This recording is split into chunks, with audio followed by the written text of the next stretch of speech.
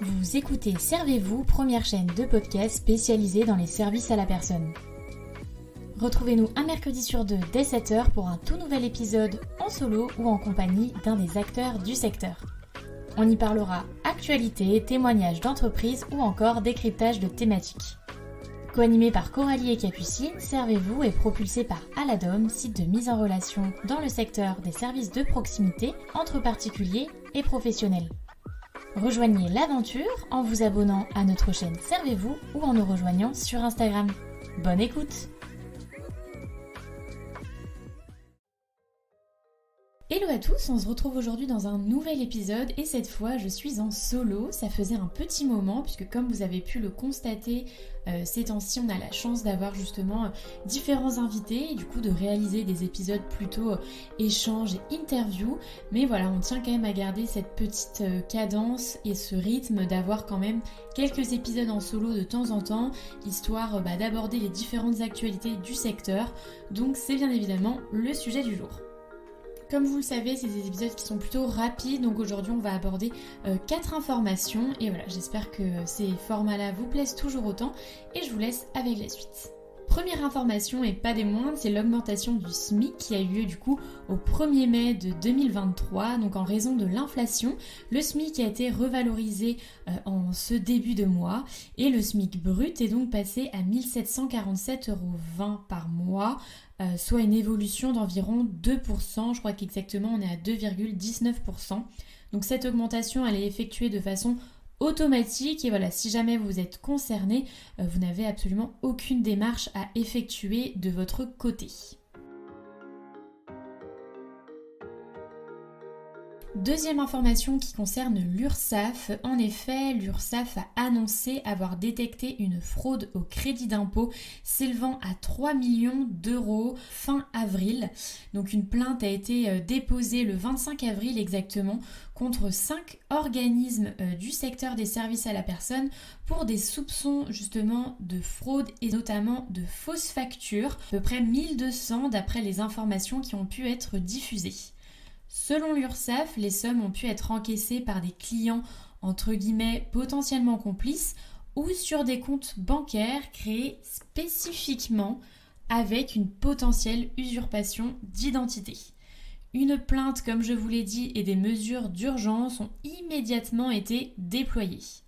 Bien évidemment, cela reste un cas isolé et depuis le lancement, de nombreuses entreprises ont été habilité à utiliser ce processus de crédit d'impôt immédiat. Je vous invite d'ailleurs à consulter sur le blog d'aladom.fr les différents articles sur le sujet. On a toute une rubrique axée sur le CESU. Donc voilà, si vous avez des questions, on a également fait pas mal d'épisodes sur la chaîne de podcast sur le sujet. Donc voilà, si vous avez des questions à ce propos, n'hésitez pas à aller fouiller sur le blog ou à écouter directement nos précédents épisodes.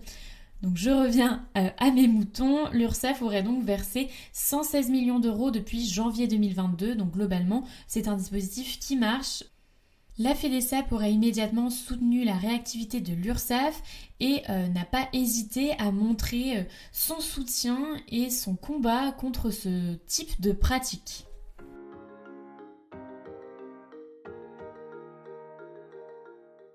Autre information, et là on change totalement de thème, Pôle emploi a lancé une mini-série Fière d'être utile. Donc c'est une web-série qui est disponible sur YouTube et elle est justement tournée dans le but de se plonger au cœur des métiers du service à la personne et de l'accompagnement.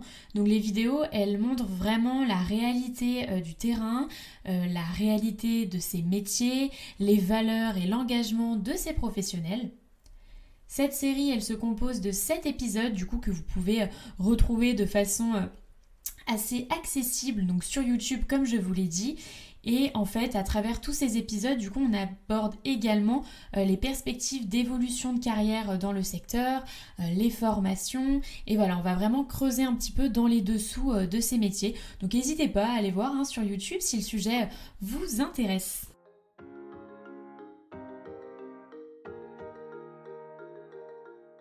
Dernière actualité du jour, donc Pôle emploi, la FEPEM et Hyperia ont signé le 27 avril dans le cadre d'un événement une convention pour développer les emplois à domicile.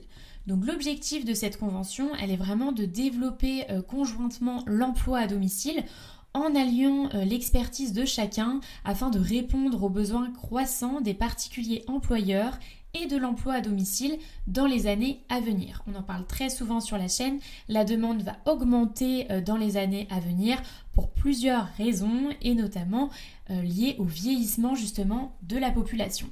Donc d'ici 2030, ce sont environ plus de 150 000 postes qui seront à pourvoir pour remplacer notamment les nombreux départs à la retraite, le vieillissement de la population comme je viens de le dire, et donc par conséquent pour répondre à la forte demande de la population et des citoyens. Le plan d'action, il s'articule en 3 points principaux, on va dire.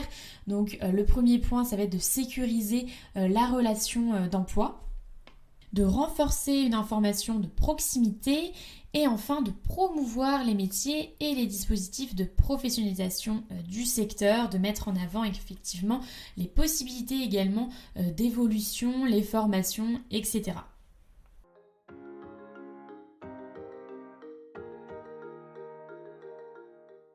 Donc voilà, j'espère que ces petits formats dynamiques vous plaisent. C'est vrai que ça permet un petit peu de varier. Si vous n'avez pas écouté nos dernières interviews, je vous invite vivement à le faire. On a eu des invités très variés et ce n'est pas prêt de s'arrêter puisque notre liste s'est vraiment allongée, donc c'est vraiment chouette. En tout cas, n'hésitez pas à nous rejoindre sur Instagram. Voilà, si vous voulez vous aussi participer au podcast, c'est tout à fait possible. Si vous travaillez dans le secteur, voilà, si vous êtes entrepreneur, salarié, et le but encore une fois, c'est vraiment d'aborder toutes les thématiques qui gravitent autour du secteur des services à la personne et de n'ignorer aucune cible. En tout cas, moi je vous retrouve très bientôt dans un prochain épisode où cette fois je ne serai pas toute seule puisque je serai en compagnie de Colibri où on parlera de cohabitation intergénérationnelle. Donc voilà, j'ai vraiment hâte de vous publier cet épisode. J'espère encore une fois qu'il vous plaira. D'ici là, prenez bien soin de vous et on se dit à très vite. Bye!